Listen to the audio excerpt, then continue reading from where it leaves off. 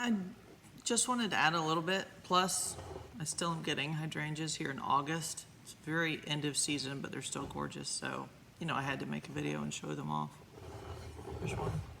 Beautiful. Anyway, I wanted to say a few more things. You've done the work.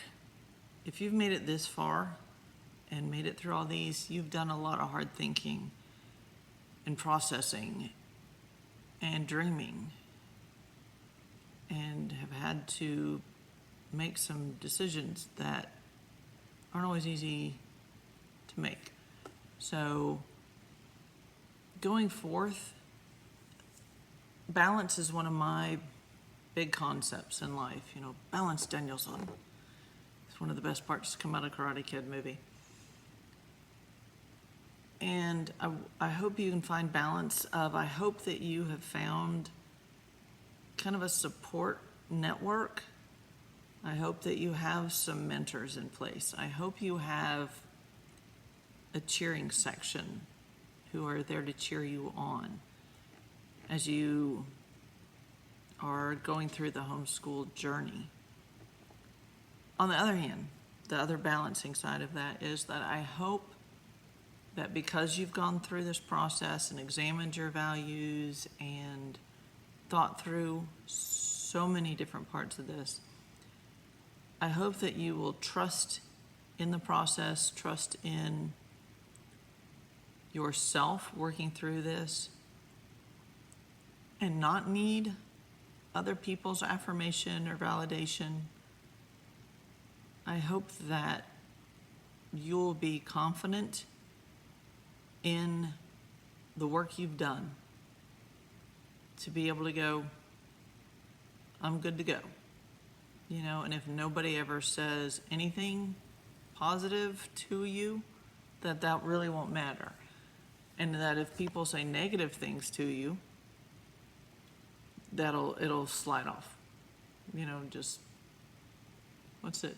Water on the back of a duck, or something like that. There's some weird saying. That is a picture of what I'm trying to communicate. So as much as you can, try not to rely on other people's validations. Hopefully your spouse and yourself are on the same page with all the work that you've done. And that and if you've really sought the Lord's direction, I think it's my opinion that that's enough. And I hope you think so too.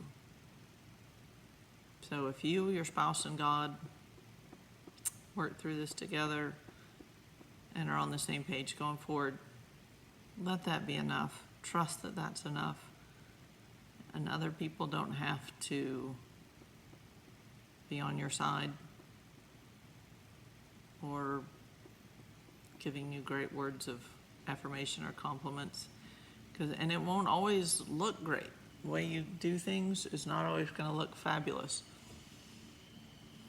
especially on a day-to-day basis. But we're going for end results.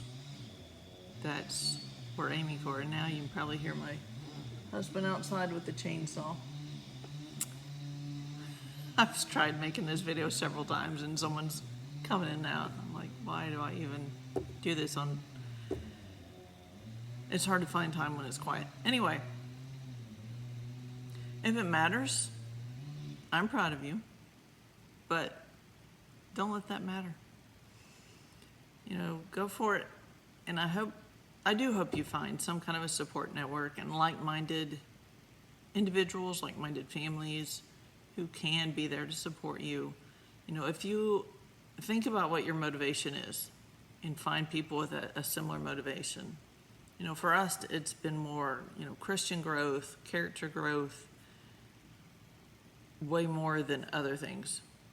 But, there are people who it's because they have a child who is special needs, or they might have a child who is, academically gifted, or, I've known some people who their child is really gifted in a particular sport, and they just want time to pursue that. You know, ballet. If someone had a daughter who was really good at ballet, and so they wanted time to put into that. Homeschooling was a good fit. You know, sports. I think Tim Tebow, who's one of our poster children of home education, whether he wanted to be or not, he is someone we all kind of point to, I think, and go, ooh, successful. You know, he had time to put into football, which turned out really well. So, you know, be careful if academics is not your primary motivation. You might not want to hang around with a lot of academically motivated people, because you'll feel it. You'll feel like, oh, I'm failing. And just different priorities, you know. A friend of mine said to me just this week, something like, I'm semi-intellectual, but I had other priorities. Like, that's an important thing to know. Know what your priorities are, and then when other people's don't necessarily mesh with yours, you don't have to fret that, you know. I just realized we were learning what mammals have in common. The 5 characteristics of a mammal that's up on the board behind me. And the marks on the wall that I don't even know which child made. Not well planned on my part, but here, I just needed to hold these like right here the whole time.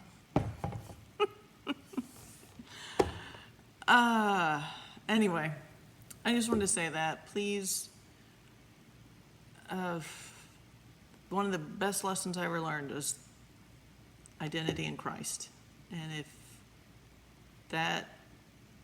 if you are absolutely solidly founded on Jesus as the rock, earthly things are earthly things, you know, semi-important, but not in the long run.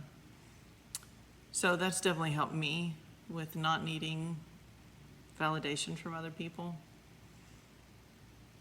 So, you know, if that's an issue for you, I would definitely say seek the Bible to see what it says about what God thinks of you. And I don't think it ever says anything about what your academic level is. That's not something that is vital to God. Anyway,